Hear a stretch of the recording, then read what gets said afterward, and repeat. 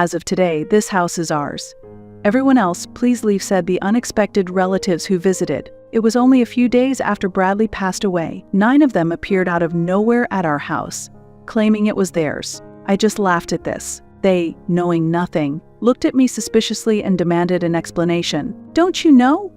Actually, this house is already mine, I challenged them, and revealed the wish Bradley had entrusted to me. Hearing this, they were shocked, their faces turning pale. I, Hazel Thompson, am 52 years old and work in the kitchen of a dining establishment. Hazel, can you work overtime today? No, manager, I've already told you that I can't. That's right. Her husband is still hospitalized, so we should have asked someone else to cover until he returns. My apologies, Hazel. You can go home on time without any issues. Our restaurant is a popular Chinese restaurant in town, known for its cost-performance ratio and beloved by people. The dishes offer great value, which is why we're busy with many customers every day. I used to not mind working overtime, but lately, since my husband Bradley has been suffering from severe cancer and living in the hospital, I have been leaving work on time. He is 2 years older than me, and we've been married for 30 years. But this is the first time he has had such a serious illness. The cancer, found during a health check, had already metastasized to several places, and his physical strength began to decline rapidly after receiving the news. It's unfortunate. Staying home all the time and working from home caused my strength to decline. He was an interior coordinator, working freelance from home, able to complete his job with just a PC. Thanks to him, I was able to avoid doing household chores and work freely all day. However, since he fell ill, I asked for consideration at work and adjusted my working hours. I start early in the morning and leave early when the shop starts to get busy. I want to provide his care as much as possible and have asked those around me to allow this. Everyone, I'm sorry for always causing trouble. What are you saying? Don't be so gloomy, it'll worry your husband. Really?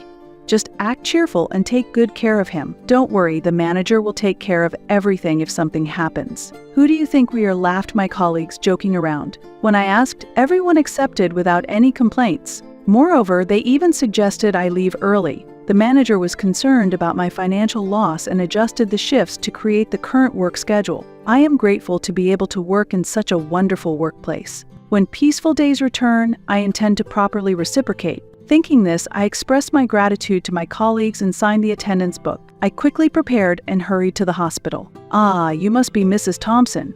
The doctor just arrived and is talking with your husband. When I arrived at the hospital, a nurse noticed me and warmly greeted me. Upon her words, I quickly rushed to the hospital room and entered where Bradley was talking with the doctor. Your wife has arrived. Ah, you finished work.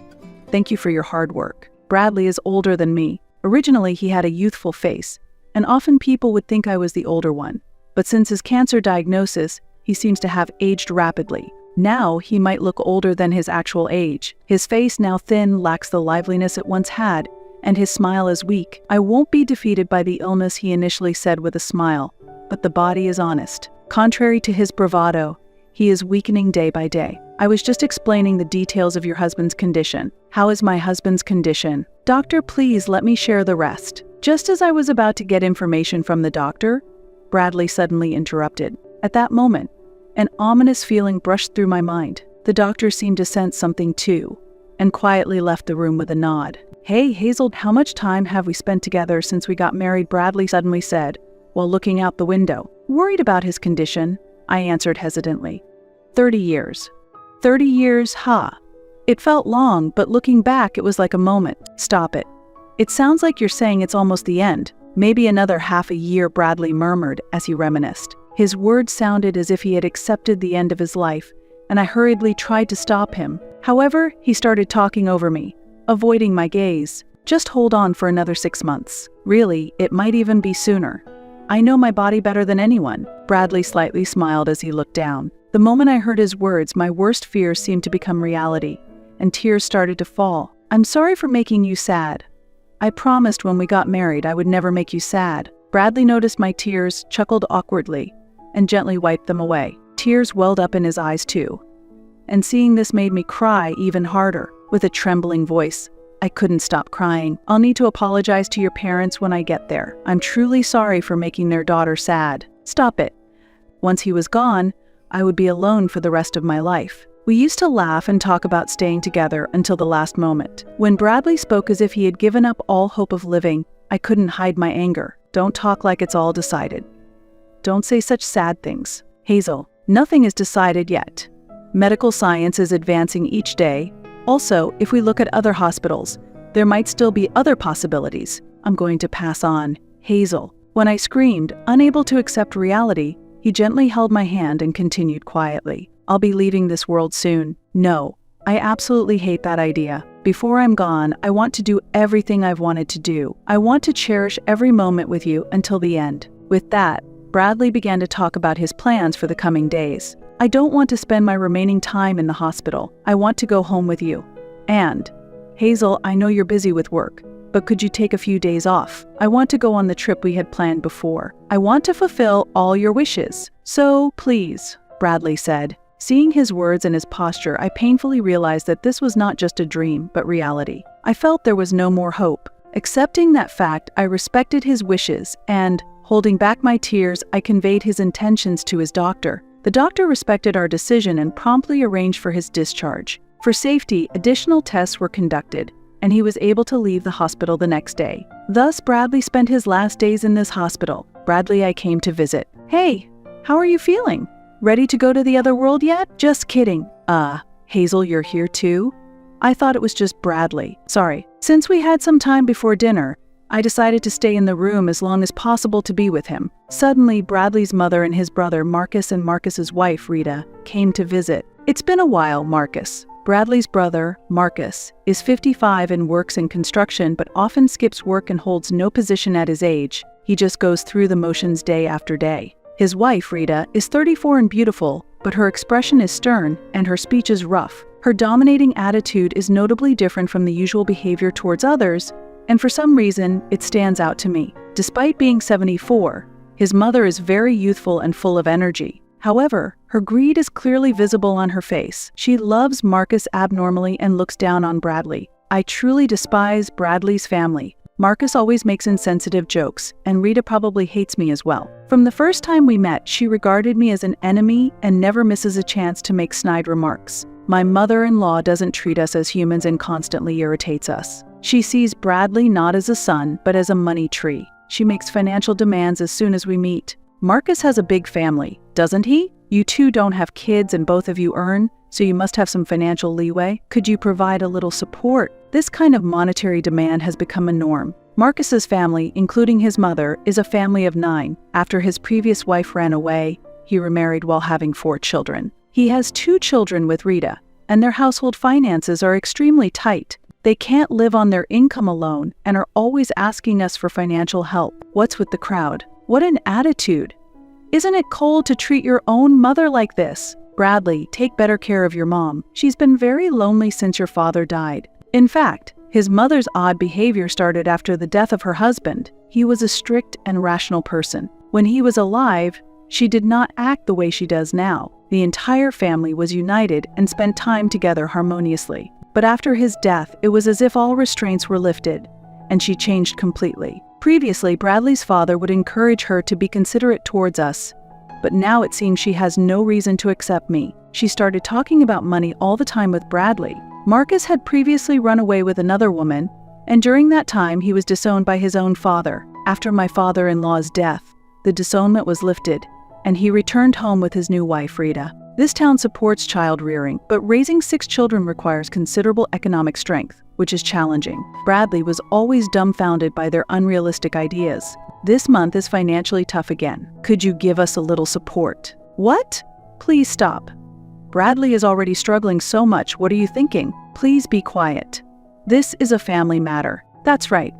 Furious at my in-law's irrational behavior, I couldn't help but yell. However, Marcus easily dismissed it. Next to him, Rita laughed mockingly, waving her hand as if shooing away a dog. Sorry, but we really can't afford to give you any money. Oh, that's troublesome. I thought you would figure something out. That's why I came all this way. Ah, what a useless son. My mother-in-law muttered under her breath, grumbling. I'm reaching my limit with these 3's unreasonable behavior. So what's the specific situation? How is the cancer progressing, and what about the prospects for discharge? Clearly, she was not concerned. Given her greedy nature, she probably had some selfish plans in mind. He has 6 months to live. He's planning to be discharged tomorrow and spend his last days at home. Is that so? The moment they heard these words, their eyes lit up. Far from being shocked, their faces were filled with joy, which was unbelievable. Their unpleasant demeanor made me feel nauseous. Then we'll come to pick him up by car when he's discharged. He can't walk back, can he? There's no need for that. While Bradley responded calmly, his mother and the others spoke excitedly. Unable to bear the scene any longer, I forcefully ejected them from the hospital room. "What are you doing?" they yelled. "Please go home. I will handle the discharge preparations myself, and your presence is not needed. I never want to see you all again." "What are you saying?" As my in-laws tried to argue, I quickly dismissed them, slammed the door shut, and locked it. I immediately explained the situation to the hospital staff and had the nurses prohibit visits from anyone but myself to ensure my in-laws couldn't contact Bradley. "I'm sorry, Hazel. I've caused you trouble. Why don't you stand up to them? They ridicule you and use you." I pressed him, my anger rising. Why should such undeserving people live at ease while someone like Bradley must suffer? It might seem irrational, but I felt I couldn't bear it unless I lashed out at someone. I still loved Bradley deeply and didn't want to accept that he would be gone. I didn't want to confront them and burden myself. So I was glad you spoke up clearly. "Hazel, that's why I have a request for you." "A request?" Bradley then entrusted me with a significant task that was so unexpected, I couldn't hide my surprise on the spot. Yet he was utterly serious. With a grave expression, he emphasized, "Please, this is my first and last request." "Understood," I promised to fulfill it. After that exchange, I took custody of a specific item from Bradley and went home for the day. The next day, before my in-laws arrived, I quickly helped Bradley to get discharged from the hospital. We returned home, but there was a lingering fear that his family might soon show up. Determined to protect Bradley from them, I decided to slightly alter his wish. Eventually, instead of staying at our home, I asked an acquaintance if we could live in their villa for a while. "It's sad to leave our home, but as long as you are with me, anywhere is home." Bradley smiled shyly at that, and I couldn't help but blush. After explaining the situation at work, I took a long leave of absence. My wish was to be by Bradley's side until his last moments. With the help of friends, Bradley spent his remaining days quietly, and his end came peacefully. 6 months later, he quietly passed away. At the funeral, I saw my in-laws for the first time in a long while. I was on guard, expecting them to say something, but instead of showing sorrow, they just looked at me and smiled smugly. The moment I saw their unpleasant smiles, I felt a chill. What could this possibly mean, I wondered. Soon, I would come to understand the meaning behind their laughter. After the funeral, as I was sorting through Bradley's belongings at home, the doorbell rang. When I opened the door, there stood my mother-in-law and Marcus, laden with numerous bags. "We finally found you. Heard from the neighbors that you came back." "What are those bags for?" I asked. As she tried to enter the house while complaining, I stood firmly in the doorway, blocking their entry. Then, Marcus glared at me annoyingly. "Stop blocking the way. Move aside." "I won't move." "What's in those bags? And have you brought your kids too? What are you thinking?" Behind Marcus, his entire family was present. It was a confusing situation, but panicking would play right into their hands. Clearly, they had concocted some plan and had come to our house with it. Confronting them firmly, I stood my ground. Then, my mother-in-law, with a mocking laugh, said something astonishing. "From today, this house is ours. You have to leave." Hearing her words, I was taken aback. My in-laws, all 9 of them, had audaciously planned to take over our home as their own. Faced with their unimaginable audacity, I was at first speechless and silent. My son's possessions naturally belong to his blood-related family, don't they? "He has left this will for us," my mother-in-law said, showing me the will while laughing. However, upon hearing her words, I couldn't help but burst into laughter, overwhelmed by the absurdity of their actions. "What's so funny?" My reaction seemed to irritate them. Rita peeked out from behind Marcus, glaring at me angrily. Wiping the tears from my laughter, I faced their displeased looks and delivered a shocking truth. "Don't you know? Actually, this house is already mine." "What?" said my mother-in-law. "What?" echoed Marcus. My statement left them baffled and dumbfounded. Their clueless expressions brought another wave of laughter from me. But composing myself, I went to fetch some important documents from another room to deliver even more astonishing news. As you can see, I am now officially the owner of this house. Bradley had already transferred the ownership to me while he was still alive. "What are you talking about?" my mother-in-law exclaimed, her eyes wide with surprise. She hastily snatched the documents from me and examined them closely with Marcus. "It's true, it's been changed to her name. They murmured in shock. The document was official and the ownership was indisputably mine. As my claim was clearly proven true, Marcus and Rita raised their voices in protest. "What are you talking about? How come Bradley doesn't own the house anymore?" Unfazed by their shouts, I calmly continued.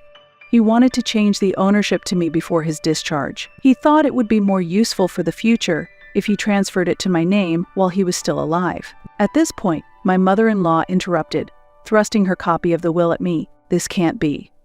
Look, here is a will he wrote." The document she showed was indeed written in Bradley's handwriting, but there were no seals or signatures on it. It was merely a document and did not function as a legal will, which they seemed not to understand. Their ignorance only left me exasperated, and I sighed deeply. However, no matter how much I explained, they were unlikely to accept the truth. Anticipating the next developments, I asked them to wait a bit and called a lawyer for legal assistance. "I appreciate your help. I apologize, but his family has come over concerning the will. Could you possibly come over urgently? Thank you." As I suddenly started making the call, Marcus stared at me suspiciously, wondering, "Whom are you contacting?" I offered no detailed explanation to him, but urged him to come inside first. I seated my mother-in-law and Marcus in the living room, and told the children they could play freely in the bedroom. Soon, the house's chime rang, and I went to the entrance to greet the visitor. I then escorted the person I was speaking with on the phone into the living room. I apologized for the delay. As the suited man entered the room, Marcus and the others immediately became more cautious. They glared at him with hostility. "I'm sorry for the inconvenience. This is Mr. Russell, the lawyer who has been helping us with Bradley's matters." "Russell?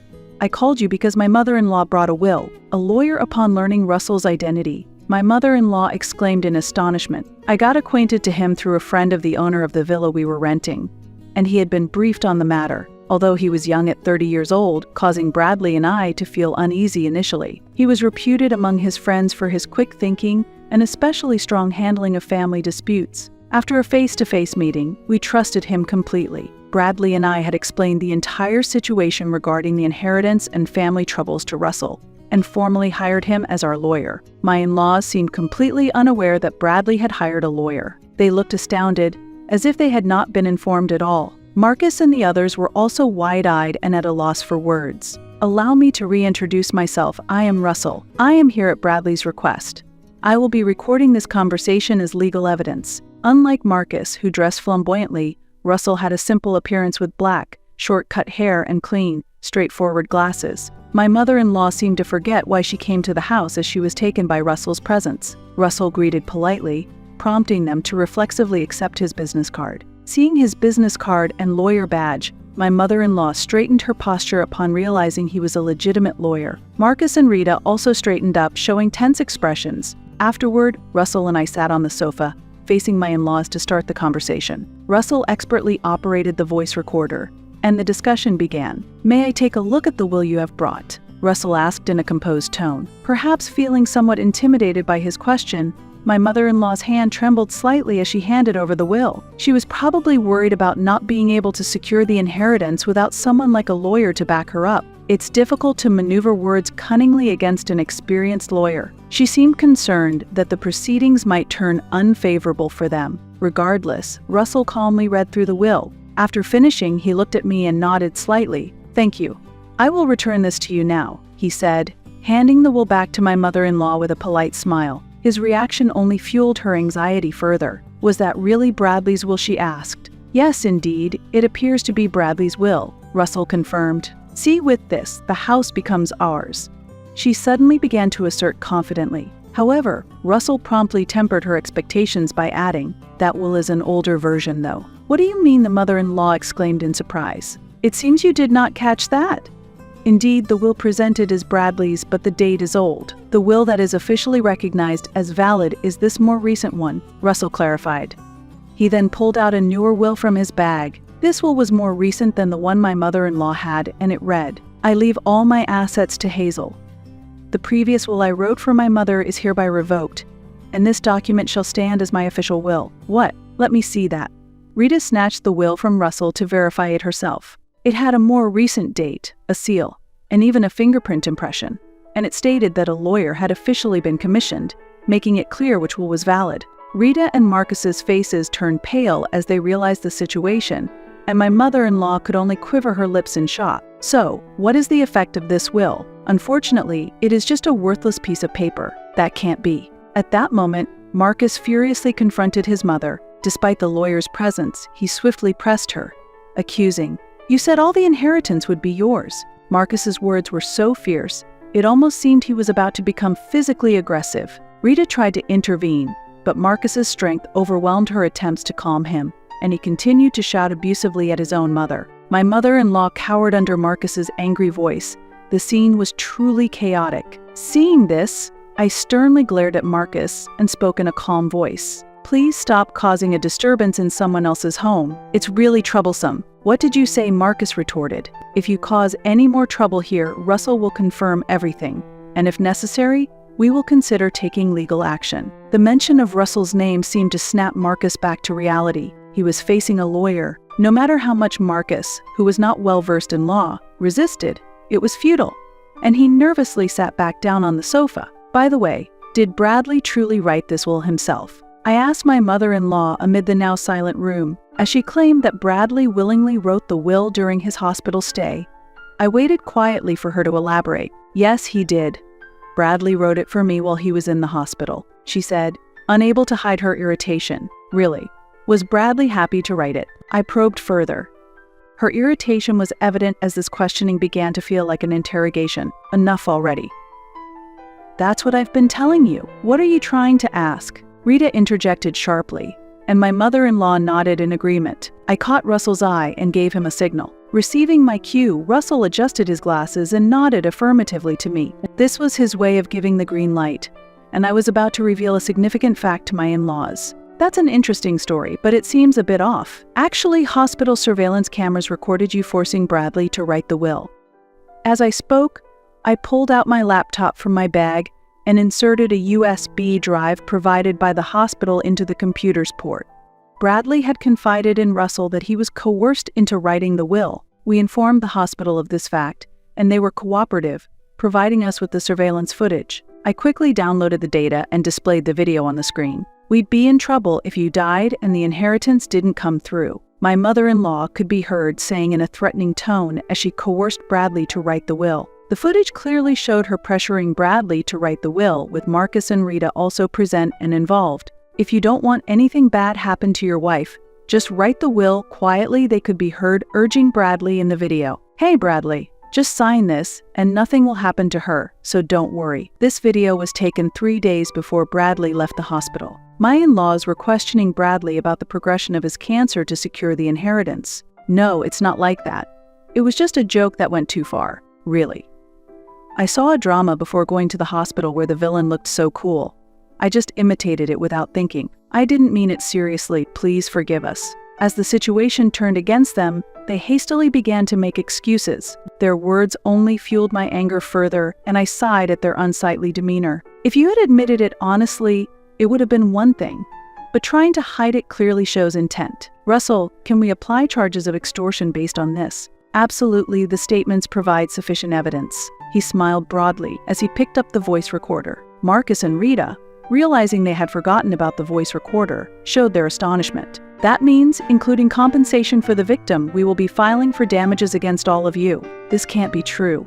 "Wait a minute, Hazel. It was only Mom who made him sign. We were just watching. We didn't force him to sign anything." Rita desperately tried to distance herself from the responsibility. This led to an unpleasant argument between my mother-in-law, Marcus, and Rita. "It was you two who offered to help get the will written, wasn't it? You said you would handle it properly, Mom. We were just watching. You were the ones rushing Bradley to write it quickly. That was because Bradley's medical appointment was approaching. It wasn't about rushing the will, there just wasn't much time, and we thought it should be done before Hazel arrived." It seemed they might have been advancing their plan while I was not around. Rita continued to provide more testimony, but in the heat of the argument, she seemed unaware of the significance of her own statements. The quarrel was so intense it made me want to cover my ears. Meanwhile, the children who had been playing behind the scenes seemed to notice the commotion and gathered around us all at once. Among them was a child as young as 2 years old. The anxiety in the children's eyes was evident. The children were not at fault, I understood that much. Therefore, I quickly called over my eldest nephew, a 5th grader, and guided the children to another room so they wouldn't have to witness the unsightly fight among the adults. He couldn't grasp what was happening. But he took his brother and sister to the room as instructed. Once the children had left, I calmly criticized the three adults. "Isn't this shameful? What kind of parents are you? What are you talking about? Denying your own responsibilities and blaming each other in front of the children. Don't you think it's pathetic? You're just trying to escape responsibility." Upon hearing my words, Rita suddenly remembered the children who had left, and she showed a remorseful attitude in front of me. "I truly am sorry. I acknowledge everything, not just the threats. Please forgive us." Marcus and his mother also quickly apologized next to Rita, trying to gain some forgiveness. "We need to support our children, so please help us with the financial part. I also don't know how I'll manage from now on. If we are charged with damages, we're done for. Please overlook this.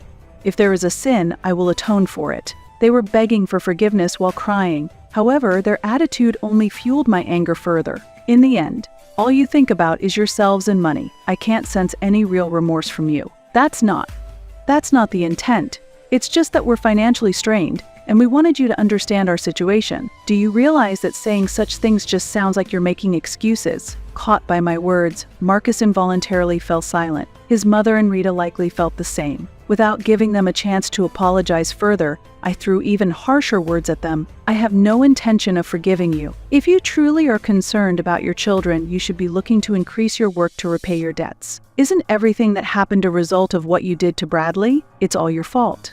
Yet, why should I forgive you? It's unreasonable." They were left speechless, with no room to argue. "If you understand, then please leave. This house is important to me, and I have no intention of living with you. Hazel, please forgive us. We were wrong. Hazel, please help us." They begged for forgiveness, but I coldly refused them. "If you say another word, I'll call the police." Finally, fearing the threat of the police, they showed signs of panic. They quickly gathered their children and belongings and left the house. Russell and I watched their departure with a cool gaze, and we immediately locked the door after they left. We sighed in relief, finally settling the matter. Afterwards, I asked Russell to promptly initiate the process for claiming damages. He had already prepared everything, and the claims process proceeded smoothly. The three were charged $30,000 in damages for coercing Bradley into signing the will. Unable to pay the large sum, they proposed a settlement, but I made no concessions. "I will insist on full payment. Because I refused to negotiate, their lives changed significantly. My mother-in-law had to care for 6 children alone from morning to night,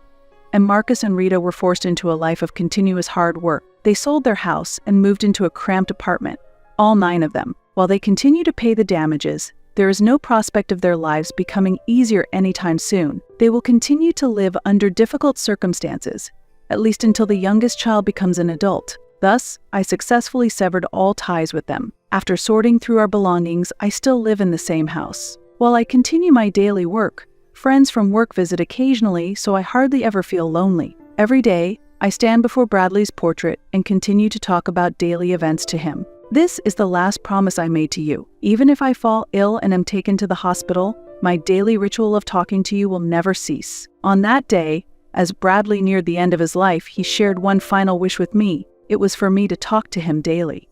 "I love your voice and our conversations more than anything, so I hope you will keep talking to me every day, so that your voice can reach me even in heaven." After he passed away, I solemnly vowed to keep the promise I made to him. Until the day I depart to join him, I will maintain our bond by never missing a day of talking to him.